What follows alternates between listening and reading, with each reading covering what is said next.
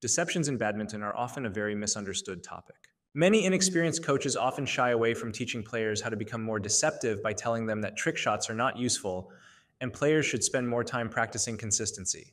There are two problems with this mentality. First, trick shots and deceptions are not the same thing.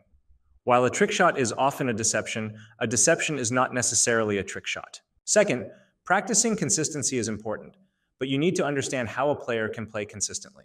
There's a reason why doing 100 drop nets in a row does not necessarily translate into 100 shots in an actual match the higher level you go. We believe there's a lot of value in practicing your deceptions, even if you're not at a particularly advanced level. Becoming deceptive as a badminton player becomes more and more important the higher level you get, and contrary to what some people think, practicing deceptions can actually help you become more consistent as a player.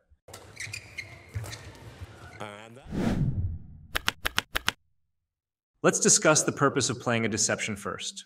The biggest mistake many players make is equating deceptions to playing fancy trick shots that end the rally. While this can happen, it should never be your deception's main goal. Instead, the focus of deceptions are to break your opponent's rhythm and force them to mistime their split step. The goal is to pressure your opponents to make more mistakes and ultimately win off their lower quality shots. Let's look at how Lee Zii Jia expertly did this against Yushi Tanaka in the recent Arctic Open.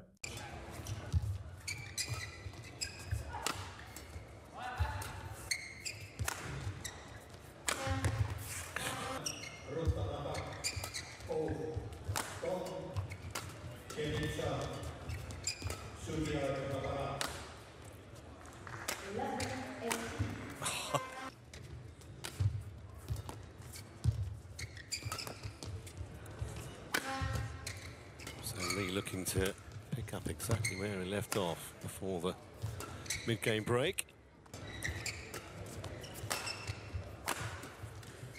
If you ever played against someone with really deceptive shots, you'll know exactly how Tanaka felt playing this game. This is why just being consistent isn't enough. The higher level you get, everyone is consistent if you don't break their rhythm.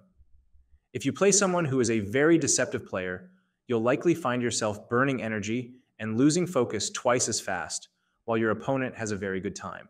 You'd rather be the one controlling the pace of the game than the one who is controlled. And to be clear, our point isn't necessarily to practice trick shots. What you should be more focused on is being able to hit your shots last second using only your fingers and wrist. If you ever record yourself practicing deceptions and compare it against someone like Ginting, you'll notice that getting the same look and feel requires a very short swing controlled within your fingers and wrist.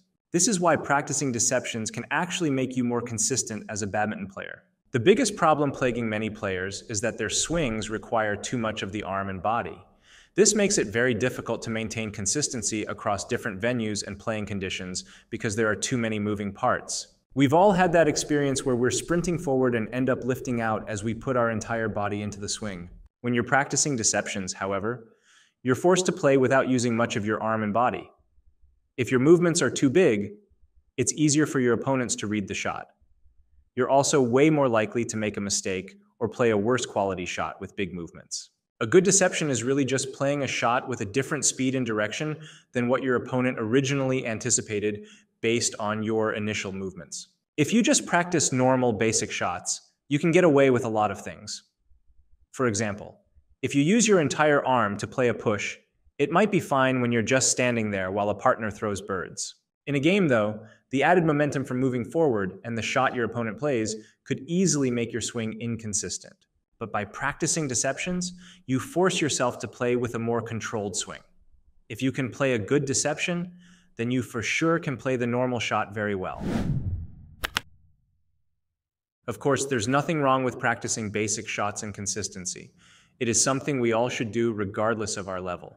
That being said, don't get the idea that becoming more deceptive as a player will make you more inconsistent. In fact, the opposite should happen as you gain better control of your racket. So don't be scared of adding deception practice to your training routines.